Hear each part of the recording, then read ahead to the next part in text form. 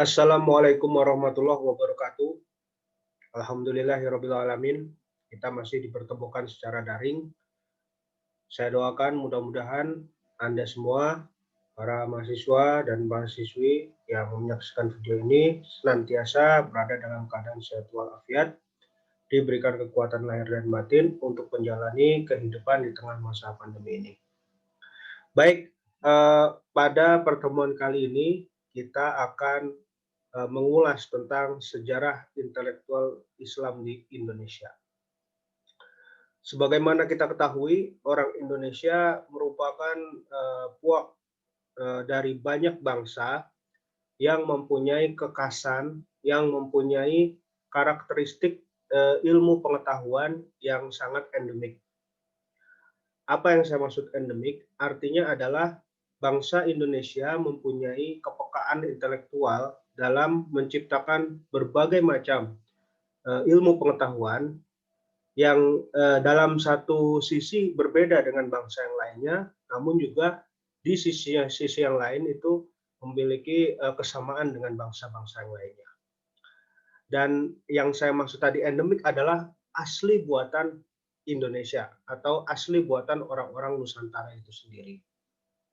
Jauh sebelum kedatangan agama-agama besar di Nusantara, mulai dari Hindu-Buddha, kemudian Islam, Nasrani, dan lain-lain, itu orang-orang di Nusantara sudah mempunyai seperangkat perlengkapan berpikir, seperangkat perlengkapan beraktivitas tentang bagaimana cara untuk menundukkan kekuatan alam. Jadi awal mula tumbuhnya ilmu pengetahuan adalah hasrat yang tinggi dari manusia untuk menaklukkan alam. Jadi kalau kita kembali ke masa-masa ketika ilmu pengetahuan itu terbentuk ya, misalnya ketika di Yunani itu misalnya, itu hampir selalu perkembangan ilmu pengetahuan itu dinegasikan dengan unsur-unsur alam. Misalnya saja Thales ya, seorang filosof di Yunani abad ke-6 sebelum Masehi, dia mempunyai anggapan segala sesuatu itu berasal dari air. Artinya di satu sisi dia mengakui bahwa air itu adalah sumber kehidupan. Artinya kalau tidak ada air, maka manusia akan kesulitan hidup. Tapi di sisi lain dia membuka pemikiran serta celah untuk menafsirkan akan suatu bidang pengetahuan bahwa manusia sesungguhnya harus mempunyai seperangkat pengetahuan untuk menaklukkan kekuatan air itu sendiri. Dan itu terbukti di masa-masa setelahnya. Manusia berhasil menciptakan perahu, mulai dari perahu berbahan dasar kayu, kemudian berbahan dasar besi, sampai sekarang berbahan dasar plastik ringan tapi kuat. Itu menunjukkan bahwa ilmu pengetahuan selalu bertumpu pada upaya bagaimana manusia menaklukkan alam. Dan ini bisa kita lihat contoh-contohnya di bentuk-bentuk yang lainnya dari bangsa-bangsa di dunia. Gitu. Nah, terkait dengan umat Islam sendiri di Indonesia ya, ini sebenarnya adalah perkembangan tingkat lanjut. Gitu. Jadi setelah orang-orang di Nusantara itu mempunyai sistem berpikir, kemudian sistem ilmu pengetahuan yang mirip dengan orang-orang Hindu atau orang-orang Buddha yang berasal dari India atau dari Tiongkok. Nah, mereka ketika Islam datang, itu ada juga unsur-unsur dari dalam diri para pendakwah Islam yang kemudian mempengaruhi cara berpikir, cara bertindak dari orang-orang di Nusantara. Gitu. Dan proses ini sejalan dengan proses Islamisasi di Nusantara. Jadi saya sarankan kepada kalian sebelum menonton video ini lebih lanjut, maka Anda harus menengok video saya sebelumnya tentang bagaimana Islam tersebar di Indonesia atau Nusantara serta siapa-siapa saja pendakwahnya, termasuk diantaranya adalah Wali Songo. Ya, tentang sejarah intelektual di Nusantara, memang kita membicarakannya dalam konteks yang sangat luas ya. Tapi dalam kesempatan kali ini saya akan mencoba memberikan garis-garis besar tentang perkembangan intelektual pemikir-pemikir Islam serta karya-karya yang bisa kita telaah, bisa kita lihat sampai hari ini. Kalau bicara tentang perkembangan intelektual Islam di Nusantara, maka pandangan kita tentu saja tidak bisa terpisah dari Aceh Darussalam. Sejak abad ke-16, Aceh Darussalam itu sudah menjadi salah satu mercusuar ilmu pengetahuan di Asia Tenggara. Ini ditunjukkan oleh beberapa karya-karya para sejarawan, salah satunya adalah Profesor Amirul Hadi, ya. Dia seorang sejarawan dari Aceh yang menempuh pendidikan di McGill, kemudian menulis tentang kerajaan Aceh. Nah, dia memilah-milah hasil temuannya tentang berbagai macam perkembangan kerajaan Aceh, salah satunya di bidang ilmu pengetahuan. Nah, dia dalam salah satu bukunya ya, yang judulnya adalah Aceh, Sejarah, Budaya, dan Tradisi. Buku ini diterbitkan oleh penerbit Obor. Disebutkan bahwa Aceh Darussalam sudah menjadi kota yang kosmopolit pada abad ke-16, 17. Apa yang dimaksud dengan kosmopolit? Salah satu tiangnya adalah bangunan intelektual yang terbangun di sana itu sudah tertata dengan rapi. Jadi mulai dari istana hingga pedesaan itu sudah berdiri lembaga-lembaga pendidikan. Nah, lembaga-lembaga pendidikan ini menjadi penting karena masyarakat saat itu sudah sadar bahwa dengan bergabungnya mereka ke suatu lembaga pendidikan yang dalam istilah Aceh itu dikenal dengan sebutan rangkang ya, kalau itu skupnya kecil, kalau skupnya besar itu disebut dayah ya. Nah, kalau mereka mempertautkan diri pada suatu lembaga pendidikan tersebut, maka dengan sendirinya harkat martabat mereka itu naik. Jadi ukuran tingginya martabat seseorang, tingginya derajat seseorang di mata manusia lainnya itu adalah ilmu. Jadi saat itu orang Aceh itu sudah paham. Meskipun memang di satu sisi Aceh juga menjadi kerajaan yang sangat kaya di bidang ekonominya, yakni dari hasil penjualan emas dan hasil penjualan lada. Tapi akumulasi kekayaan itu coba diterjemahkan oleh pihak kerajaan dengan mendirikan beberapa masjid, beberapa dayah untuk kepentingan pendidikan para warganya. Jadi saat itu Jadi saat itu Sultan Aceh sudah sadar bahwa salah satu sokok buruk kemajuan dari kerajaannya itu adalah dari sektor pendidikan. Dalam ulasan yang lain, seorang sejarawan Aceh yang bernama Muhammad Syed dalam bukunya Aceh Sepanjang Abad itu menyebutkan bahwa ketika ada seorang intelektual sarjana Islam dari India yang bernama Nuruddin Araniri, sekitar abad ke-17 dia datang ke Aceh. Nah, dia sangat terperangah melihat bagaimana ternyata orang-orang Aceh itu sudah memiliki ilmu pengetahuan agama yang cukup mumpuni. Sehingga orang-orang Aceh itu bukan lagi derajatnya sebagai para pendengar atau mustami dalam ajaran-ajaran agama Islam. Jadi peringkat mereka sudah sebagai examiners, sebagai penguji.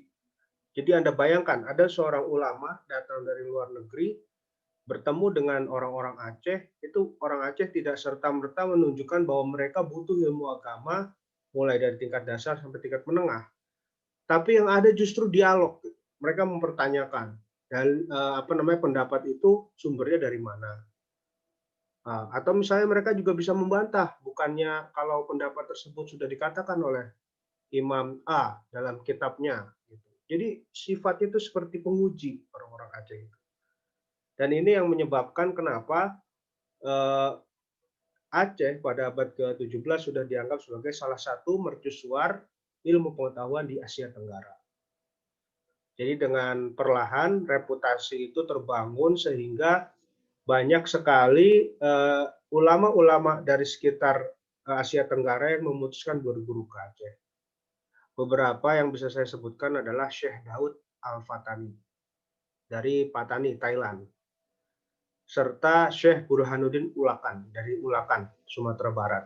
Nah, mereka mengaji di Aceh, pulang itu sudah dengan bekal yang sangat mumpuni sebagai seorang ulama yang bisa dimintai pertanggungjawaban keilmuan gitu. Nah, memang kalau kita bicara rahasia, kenapa pendidikan saat itu di Aceh sangat dihargai? Ini tidak terlepas dari peran serta Umaro atau pemerintah. Jadi Sultan-Sultan Aceh itu sudah mempunyai semacam pemahaman bahwa pendidikan itu adalah lahan yang pertama yang harus diberi kesempatan berkembang, selain juga dakwah Islam. Jika diperbolehkan antara pendidikan dengan dakwah Islam itu bagaimana caranya bisa sejalan. Saya mengutip suatu informasi lagi dari bukunya Prof. Amirul Hadi, disebutkan bahwa ulama-ulama Aceh yang kemudian berkiprah di kerajaan ya, seperti Samsudin As-Sumatra'i atau Samsudin As-Sumatrani, itu bukan hanya mempunyai pemahaman bahasa Arab saja, mereka juga mempunyai pemahaman bahasa Spanyol, bahkan bahasa Inggris. Jadi kita bayangkan saat itu ulama itu sudah menguasai beberapa bahasa-bahasa utama di dalam pergaulan dunia. Karena saat itu Spanyol menjadi salah satu bahasa umum dalam menjalin hubungan dengan orang-orang Eropa, maka ulama-ulama itu punya keinginan untuk bagaimana menguasai bahasa-bahasa tersebut. Jadi ini merupakan suatu pelajaran yang berharga bagi kita.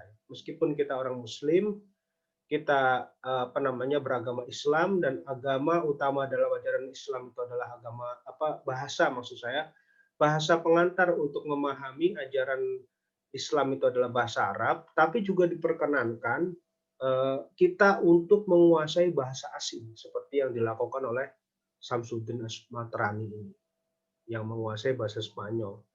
Jadi saya sarankan pada Anda ya, kalau Anda mempunyai waktu luang, kajilah bahasa-bahasa penting di dunia. Bahasa Prancis, bahasa Inggris, bahasa Belanda, bahasa Jerman. Karena barangkali dengan penguasaan bahasa tersebut, maka peluang Anda untuk berkarya di pentas yang lebih besar, di pentas yang lebih menasional itu bisa terlaksana. Seperti saya misalnya, saya mempunyai spesifikasi keahlian bahasa Belanda. Karena saya sudah sadar bahwa karena bidang saya sejarah, maka bahasa sumber yang harus saya kuasai diantaranya adalah bahasa Belanda. Karena sejarah Indonesia itu ketika abad 19 itu banyak yang sudah didokumentasi dalam bahasa-bahasa Belanda. Seperti itu kira-kira. Nah, mengenai perkembangan intelektual di Aceh, saya sarankan memang Anda membaca buku karya Azumardi Azra yang judulnya adalah Jaringan Ulama Timur Tengah dan Kepulauan Nusantara, abad ke-17 dan 18.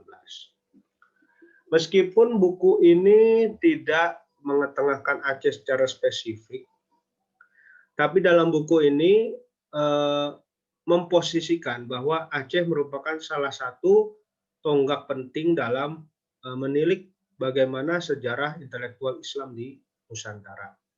Karena dari dari daerah ini Islam itu berkembang pesat ke wilayah-wilayah lain.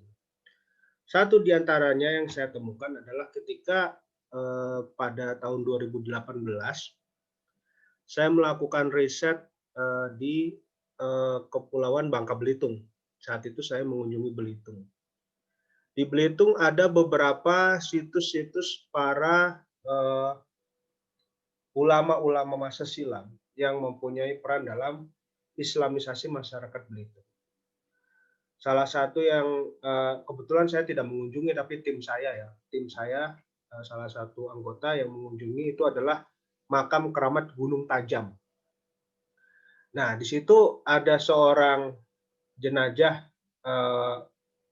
atau katakanlah kuburan ya, kuburan yang di dalamnya dimakamkan seorang ulama dari Aceh, dari Pasai, yang bernama Syekh Abu Bakar. Dia datang ke Belitung sekitar abad ke-18 Masehi. Dalam kisah-kisah rakyat yang kami temukan bahwa Syekh Abu Bakar ini sempat bertarung dengan penguasa lokal yang saat itu masih menganut kepercayaan Hindu-Buddha, hingga akhirnya dalam perjuangan dakwahnya beliau syahid, meninggal, kemudian dimakamkan di suatu perbukitan tinggi yang oleh masyarakat setempat dinamakan gunung ya, namanya Gunung Tajam. Gitu. Nah, dari sini kita bisa melihat bahwa baik yang terdokumentasi maupun yang tidak terdokumentasi, banyak sekali para ulama-ulama dari Aceh itu bertebaran ke hampir seluruh persada Nusantara. Salah satunya Belitung. Ini menunjukkan bahwa memang kontestasi keilmuan di Aceh itu sudah sangat tinggi sekali. Gitu. Mereka masyarakatnya sudah seperti apa namanya orang-orang yang sangat gemar sekali membicarakan tentang ilmu pengetahuan di masa itu. Sehingga tidak aneh sampai kira-kira abad ke-19 itu masih banyak orang-orang yang ingin orang-orang yang eh, hasrat untuk bisa sampai ke Aceh dan mengkaji berbagai macam ilmu pengetahuan di Aceh Darussalam. Begitu. Nah, dalam kasus lain kalau kita cermati ternyata pusat intelektual Islam itu bukan hanya di Aceh Darussalam. Karena pada perkembangannya Islam juga berkembang ke wilayah-wilayah lain. Salah satunya ke Pulau Jawa. Nah, di Jawa pada sekitar abad ke-18 itu keadaannya memang sudah sangat kompleks ya. Saya katakan kompleks kenapa? Karena di satu sisi kekuatan kolonial itu juga berkuasa di istana-istana Jawa. Mereka membangun benteng misalnya yang terlihat tuh di dekat istana Keraton Yogyakarta ya. Di situ tidak jauh dari istana itu berdiri benteng Vredeburg. Jadi berdirinya benteng itu di dekat istana itu menunjukkan kepungahan, menunjukkan bahwa kekuatan Belanda itu superior di hadapan penguasa Jawa. Namun meskipun kolonialisme itu sudah bercokol dengan sedemikian ajak ya, kalau tidak bisa dikatakan labil, tapi masih ada beberapa ulama-ulama, para ilmuwan Jawa yang mempunyai minat yang tinggi terhadap ajaran-ajaran Islam. Gitu. Untuk mengetahui lebih lanjut bagaimana perjalanan atau perkembangan ilmu-ilmu keislaman yang dibingkai melalui kidung, melalui mocopat atau semacam syair-syair bahasa Jawa, maka saya sarankan Anda membaca bukunya J.J. Ras yang judulnya adalah Sejarah Kesusastraan Jawa. Nah, buku ini mengulas tentang perkembangan sastra Jawa mulai dari masa Majapahit hingga masa Keraton Solo, Keraton Jogja, kemudian Keraton Kertosuro, sekitar abad-abad ke-18 kira-kira. Buku ini sangat baik sekali bagi Anda yang ingin mengetahui bagaimana ternyata ajaran Islam itu oleh para pujangga Jawa itu tidak segamblang yang ditampilkan oleh misalnya ulama-ulama atau penulis-penulis ajaran-ajaran Islam dari tanah Melayu. Kalau di Melayu itu kalau kita lihat ya misalnya di naskah Sulalatus Salatin itu kan jelas sekali bahwa seorang imam itu harus mengaplikasikan ajaran dalam Al-Quran dan hadis.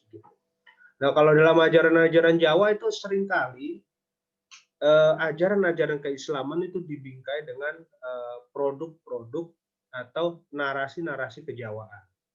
Sehingga oleh sebagian kalangan Indonesianis ya, seperti Woodward misalnya itu dalam bukunya Islam Jawa dikatakan Islam Jawa itu Islam sinkretik katanya.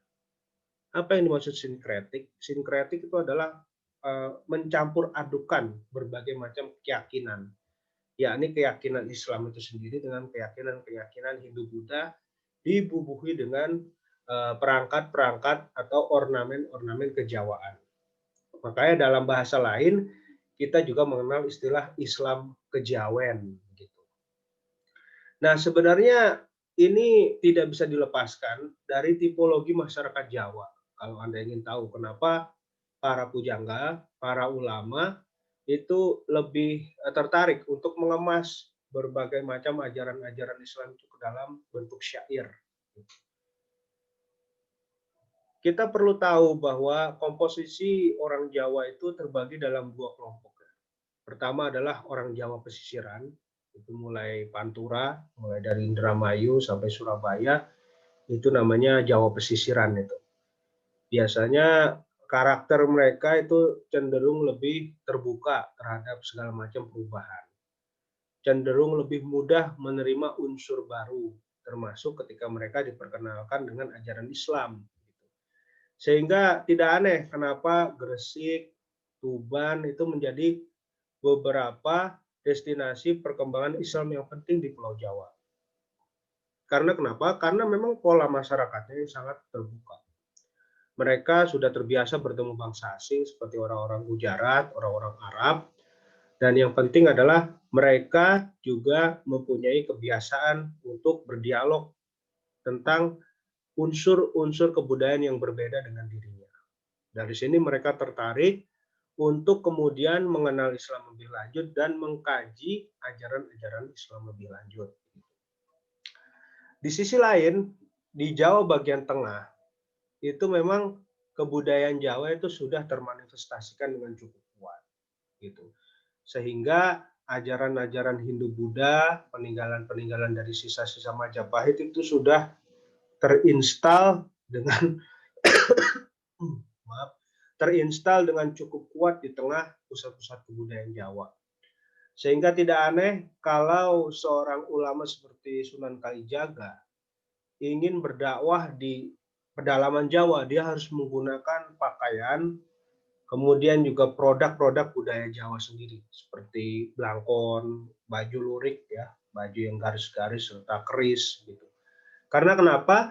Karena dengan cara itulah orang-orang Hindu-Buddha yang ada di pedalaman Jawa bisa mengenal Islam dan tertarik untuk mendalami ajaran Islam. Jadi poinnya di situ.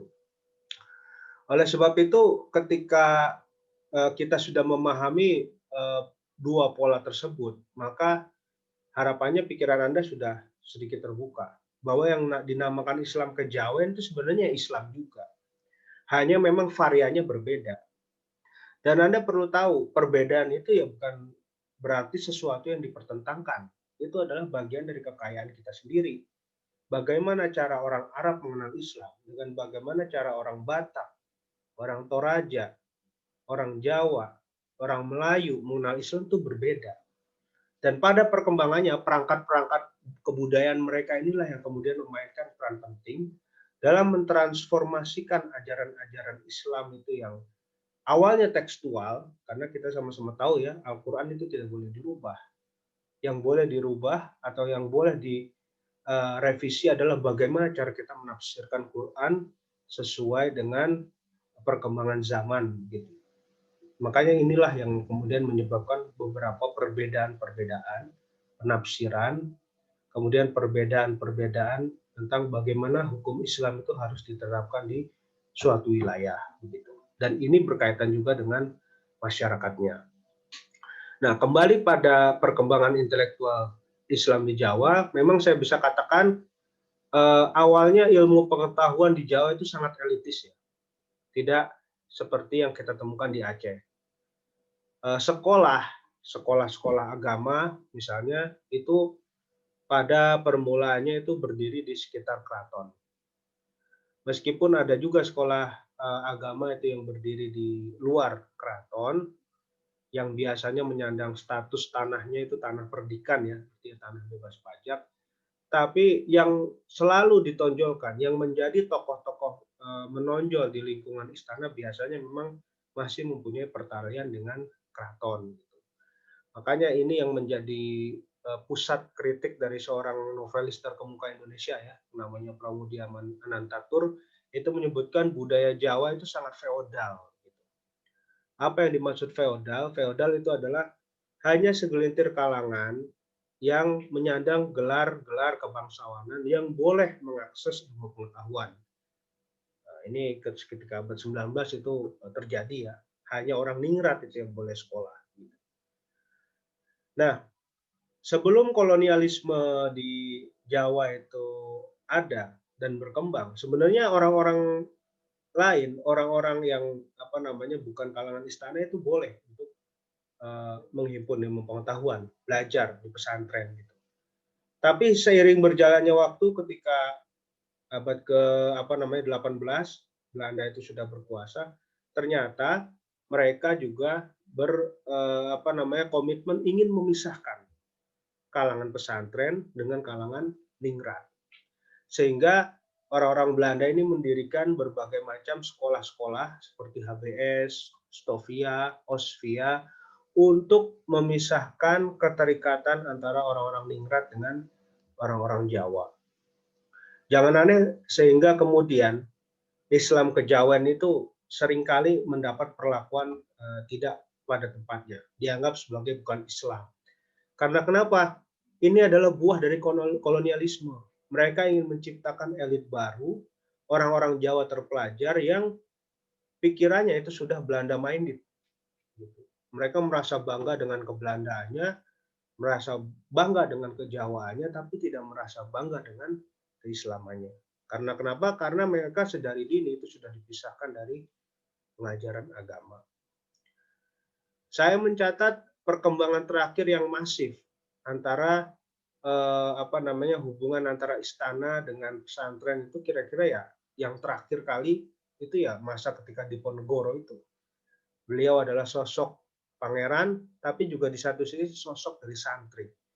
Jadi mewakili umaro dan ulama dalam dirinya. Setelah itu luar biasa sekali. Jawa itu sudah semakin tergerus dan tercipta polarisasi yang kemudian diterjemahkan oleh seorang antropolog dari Amerika Serikat, Clifford Geertz, dengan bahwa orang Jawa itu terbagi dalam 3 kelas, santri, priayi, abangan. Sebenarnya dikotomi ini tidak ada ini, santri, priayi, abangan itu. Orang Jawa itu ya satu, umumnya mereka beragama Islam, meskipun ya sebagian ada yang beragama Nasrani. Tapi begitulah, Belanda selalu mempunyai cara untuk memecah belah apa namanya persatuan dari orang-orang Indonesia. Nah, bicara dari beberapa produk-produk intelektual Islam Jawa, saya kira Anda perlu untuk menengok riwayat hidup seorang pujangga Jawa yang namanya Raden Ngabehi Ronggowarsito. Jadi beliau ini hidup di apa namanya abad pertama 19 ya, awal-awal abad 19. Jadi beliau abad ke-18 abad 19 lah masa hidupnya begitu. Nah, beliau banyak menelurkan berbagai macam serat. Nah, serat ini merupakan himpunan syair-syair Jawa yang di dalamnya itu mempunyai muatan ajaran tasawuf yang tinggi. Beberapa serat yang terkenal itu seperti serat Kalatida. Nah, serat Kalatida ini menghimbau agar umat manusia itu selalu ingat pada yang penguasa. Saya selalu ingat pada petikan serat ini yang kalau saya sebutkan itu sebegjo-begjone wong kang lali. Luwih begjo wong sing eling lan waspodo. Artinya sesenang-senangnya orang yang lupa karena dia senang ya, senang kan bisa menyebabkan lupa. Maka lebih beruntung orang yang selalu ingat dan selalu waspada. Begitu. Artinya ketika kita selalu berada dalam keadaan senang, yang senang itu bisa di satu sisi bisa melupakan diri kita pada yang di atas, pada Tuhan kita, maka Ronggowarsito mengingatkan, itu merupakan fata morgana. Yang paling penting adalah kesenangan yang hakiki, keuntungan yang hakiki. Ini apa? Keuntungan orang-orang yang selalu awas, selalu sadar bahwa dirinya adalah hamba, yang suatu saat itu bisa dicabut nyawanya dari muka bumi ini, dan kembali pada haribaan Allah Subhanahu wa Ta'ala. Jadi itu ajarannya sangat adiluhung, ajarannya sangat mendalam. Maka tidak aneh kenapa ajaran-ajaran dalam serat, dalam kidung, dalam syair-syair Jawa itu dikategorikan sebagai tasawuf Islam. Atau dalam bahasa lain itu disebut juga tasawuf Jawa. Untuk hal ini Anda silakan baca disertasi Subardi itu ya. Judulnya Javanese mysticism, mistisisme Jawa. Itu di situ dikupas tuh ajaran tentang ajaran dari Ronggo Warsito itu sendiri. Baik, saya kira itu perkuliahan kita hari ini ya. Saya simpulkan bahwa pada hari ini saya memberikan beberapa informasi berharga tentang bagaimana perkembangan Islam di Aceh dan bagaimana perkembangan Islam di Jawa. Mudah-mudahan ini bisa menjadi semacam pemahaman awal sehingga Anda selalu terdorong untuk mendalami konten-konten sejarah yang bisa kita aplikasikan dalam dunia milenial ini. Akhirul kalam, wallahu muwaffiq ila aqwamit thoriq. Assalamualaikum warahmatullahi wabarakatuh.